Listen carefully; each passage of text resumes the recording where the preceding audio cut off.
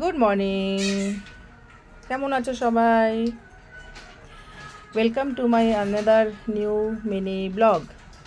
আজকের ব্লগিংটা হচ্ছে আমার ছেলের জন্মদিনের ব্লগিং। যদিও ব্লগিংটার লেট আপডেট, কেননা আমি দুদিন টাইম পাইনি। আমার ছেলের জন্মদিন ছিল 28 তারিখ। যাই হোক, টাইম পাইনি তো কী হয়েছে, তা বলে কি ভিডিও দেবো না আমি? তা আজকের ভিডিওটা আমি স্টার্টই করেছি দুপুরের লাঞ্চ মেনু দিয়ে। কি ছিল লাঞ্চে?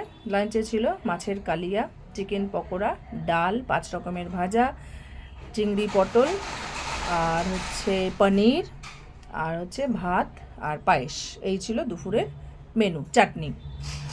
তো দুপুরের মেনু আমরা নিজেরা মিলেই আর কি খাওয়া দাওয়া করেছি, নিজেরা ঘরোয়াভাবে অনুষ্ঠানটা করেছি, আশীর্বাদ পর্বগুলোকে করেছি।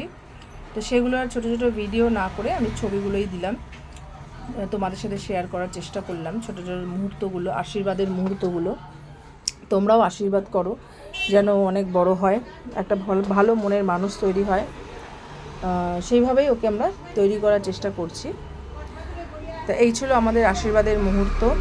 সবাই মিলে ওকে আশীর্বাদ করলো, সবাই মিলে একসাথে খাওয়া দাওয়া করলাম, খুব ভালোই মজা হলো দুপুরটায়। এবার একটু রেস্ট নিয়ে আমরা বিকেলবেলায় ঘর সাজানোর পালা শুরু করলাম। এই যে আমরা ছোট আনন্দ করে ঘর সাজাচ্ছি, মজা করছি, বেলুন নিয়ে খেলা করছে বার্থডে বয়ের মাসি খুব মন দিয়ে কাজ করছে, ঘর সাজাচ্ছে, প্রচুর এফোর্ট দিয়েছে মাসি বলতে হবে। যাই হোক, এবার এই হচ্ছে আমাদের ঘর সাজানো কমপ্লিট মোটামুটি। এটা হচ্ছে আমাদের ফাইনাল লুক। তো এবার হলো কেক কাটিংয়ের পালা। এবার চলছে আমাদের কেক কাটিংয়ের পালা। শিনচ্যান কেক, আমার ছেলে শিনচ্যান দেখতে ভীষণ ভালোবাসে। ওর আবদার ছিল, মা শিনচ্যান কি কেক হতে পারে? বললাম হ্যাঁ হতে পারে, চেষ্টা করলেই হতে পারে। তো যাই হোক, কেকটা ওর কাছে সারপ্রাইজই ছিল, ভাবতে পারেনি যে শিনচ্যান কেক ওর জন্য আনা হবে। তো কেকটা দেখে খুব আনন্দেই পেয়েছিল এবং খুব মজা করেছে সবার সাথে কেক কাটতে কাটতে। এখন তো একটু বড় হয়েছে, তাই বললাম যে বাচ্চারা কত তাড়াতাড়ি বড় হয়ে যায় চোখের সামনে। তো সবাই মিলে কেক কাটিংটা করলাম। সব ওর বন্ধুবান্ধবের থেকে বেশি ওর দাদার বন্ধুবান্ধবই সবাই এসছে, কেননা ওর বন্ধুবান্ধব বলতে ওর বয়সী দুজনই আছে।